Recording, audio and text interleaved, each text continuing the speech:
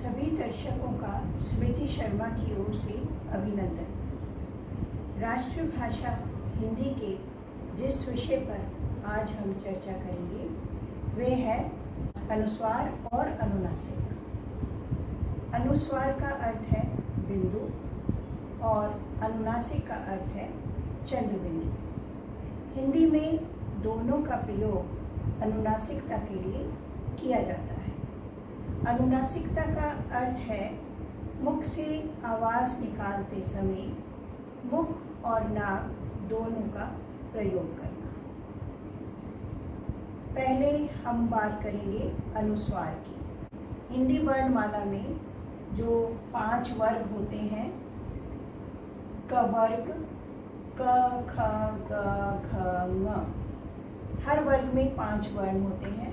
ऐसे ही च वर्ग च छ ज छ य, ट वर्ग ट ठ ड ढ ण, त वर्ग है त थ द ध न, फिर है प वर्ग प फ ब भ म।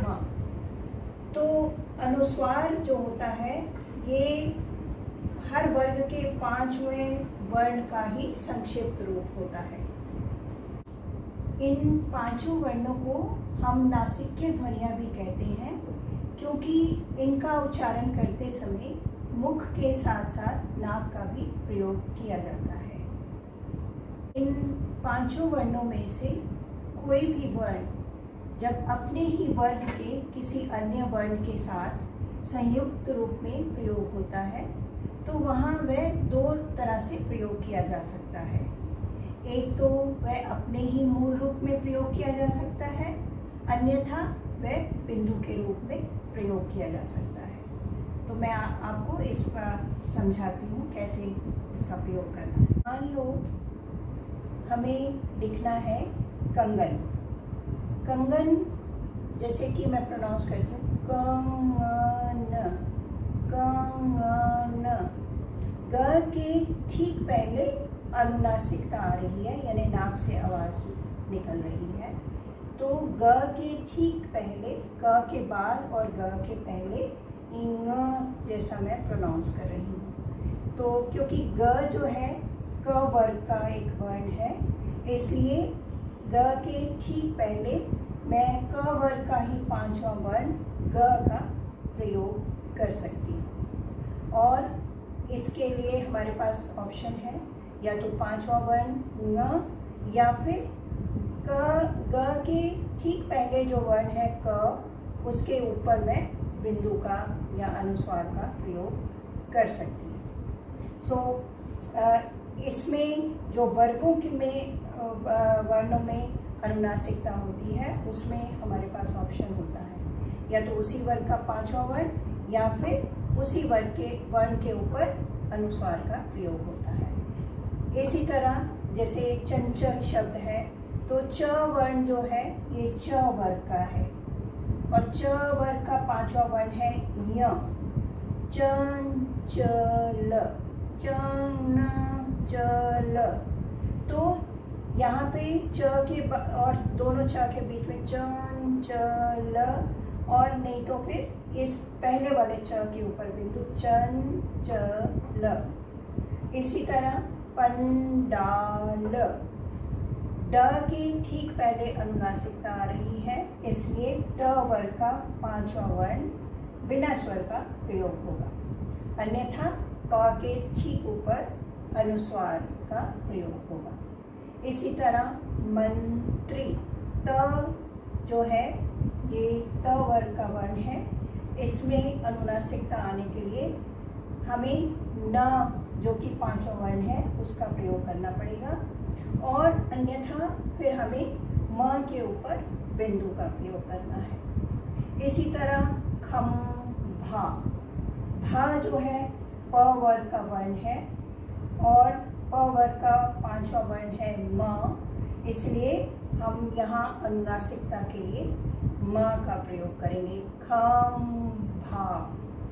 अदरवाइज हम लोग ख के ठीक ऊपर अनुस्वार का प्रयोग करके लिखेंगे खंभा। यहाँ एक बात और ध्यान रखने योग्य है, कभी कभी स्वयं पंचम वर्ण ही संयुक्त रूप में प्रयोग होते हैं किसी किसी शब्द में, तो उस समय ये हमारे पास ऑप्शन नहीं रहता है कि हम अनुस्वार या पंचम वर्ण में से कोई एक प्रयोग करेंगे। नहीं, ऐसा नहीं होता।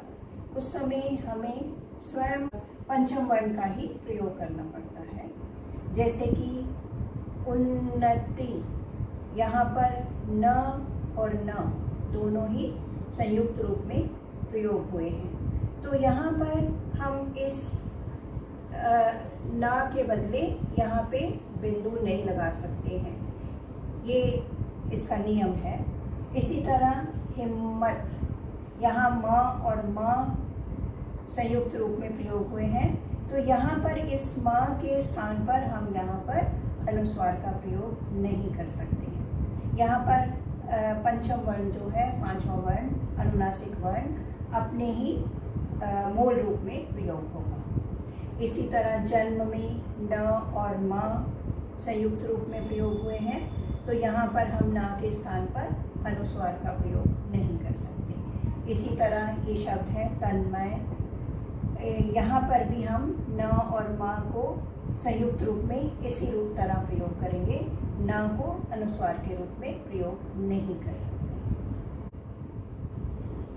अब इसके पश्चात हम बात करेंगे उन व्यंजनों की जो इन 5 वर्गों के बाद आते हैं, अर्थात अंतःस्थ व्यंजन और ऊष्म व्यंजन। अब अंतःस्थ व्यंजन 4 होते हैं, य, र, ल, व, और ऊष्म व्यंजन भी 4 ही होते हैं, श, श, स, ह। अब इसमें कोई नासिक्य ध्वनि है ही नहीं, 5वां वर्ण है ही नहीं, इसलिए आपके पास कोई ऑप्शन भी नहीं है, अर्थात कोई विकल्प ही नहीं है। यहाँ पर आपको अनुनासिकता के लिए केवल और केवल अनुस्वार का ही प्रयोग करना है। जैसे संयम, य के ठीक पहले अनुनासिकता आ रही है, संयम, यहाँ पर अनुस्वार का प्रयोग होगा। संरक्षण, अनुस्वार। ल के लिए संलग्न, ल के पहले अनुनासिकता है। संवाद, व से पहले अनुनासिकता है, तो अनुस्वार का ही प्रयोग होगा। इसी तरह ऊष्म व्यंजनों में श है, श से पहले अनुनासिकता है। संशय, श के पहले हम अनुस्वार का, स के ऊपर अनुस्वार का प्रयोग करेंगे। श के लिए, श के साथ हमारे पास कोई शब्द है नहीं, इसलिए इसको छोड़कर संसार, स के साथ है, तो यहाँ पर स के ठीक पहले स भी स ही है, इस पर अनुस्वार लग जाएगा।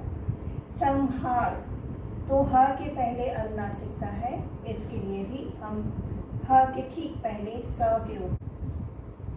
अब हम बात करते हैं अनुनासिक अथवा चंद्रबिंदु की। हिंदी में अनुस्वार और अनुनासिक दोनों का ही प्रयोग किया जा सकता है, परंतु अंतर केवल इतना होता है कि जो मात्राएं इस शिरोरेखा, ये जो शब्द के ऊपर लाइन लगती है, इसको हम शिरोरेखा कहते हैं। जो मात्राएं इस शिरोरेखा के ऊपर जाती हैं, उसमें केवल अनुस्वार का ही प्रयोग कर सकते हैं, और जो मात्राएं शिरोरेखा से नीचे रहती हैं, जैसे ये अ की मात्रा है, तो इसमें हम बिंदु या चंद्र बिंदु दोनों ही लगा सकते हैं।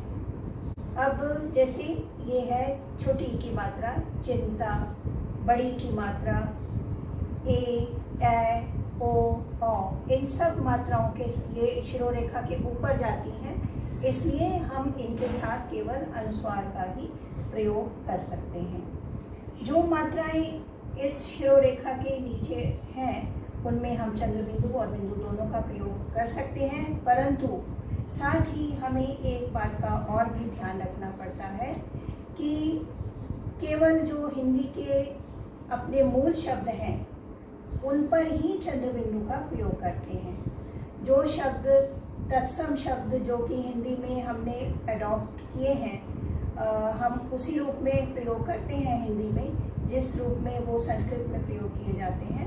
तो उनमें केवल हम अनुस्वार का ही प्रयोग कर सकते हैं, चंद्र बिंदु का नहीं, क्योंकि चंद्र बिंदु मूल रूप से हिंदी की ही मात्रा है। सो जैसे ऐसा न करने पर हमारे शब्दों में अर्थ का भी बदलाव आ सकता है। जैसे कि हंस शब्द का अर्थ है हंसना, और हंस जो बिंदु वाला अनुस्वार वाला शब्द है उसका अर्थ है एक पक्षी, और चंद्र जो अनुस्वार के साथ है वो तत्सम शब्द है। और इसी तरह जो चांद शब्द है ये तद्भव शब्द है, अर्थात ये हिंदी का अपना मूल शब्द है चांद, और चंद्र जो है तत्सम शब्द है। इसको भी हम हिंदी में प्रयोग करते हैं और इसी रूप में प्रयोग करते हैं। तो इसलिए हम इसको प्रयोग तो कर सकते हैं लेकिन अनुस्वार के साथ ही, ना कि हालांकि इसकी मात्रा शिरोरेखा के नीचे ही है, फिर भी हम इसको चंद्र बिंदु के साथ प्रयोग नहीं कर सकते। मुझे उम्मीद है अब आपको अनुस्वार और अनुनासिक अर्थात चंद्र बिंदु और बिंदु का अंतर और प्रयोग करने का तरीका अच्छी तरह समझ में आ गया होगा। कोई भी शंका होने पर आप कमेंट बॉक्स में लिख सकते हैं। चैनल को सब्सक्राइब अवश्य करें। धन्यवाद।